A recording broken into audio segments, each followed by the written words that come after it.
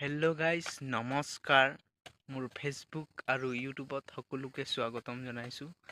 আজি আমি আহিছোঁ ইয়াত আমাৰ এইটো আমাৰ ককাই মানে ইয়াত কিবা শাক পাচলিৰ কিবা খেতি কৰিছে বোলে। তো আমি ইয়াত আহিছোঁ আৰু আপোনালোকক মই দেখাম পৰিৱেশটো। তো এতিয়া মই দেখাম, আপোনালোকে চাব। ইয়াত খেতি কৰিছে, চাব পাৰি। ইয়াত দিছে লাই, পালেং আৰু সৰিয়হ। আৰু ইয়াত আমাৰ ককাৰ এখন গছৰ ওপৰত এখন টুঙি ঘৰ বনাইছে। আৰু ইয়াত ককাই মানে ইয়াত লাগি আছে কামত। আৰু এইটো আমাৰ ককাই এখন ৰভা দি থৈছে যাতে ইয়াত ভাত বনাই খাবলৈ।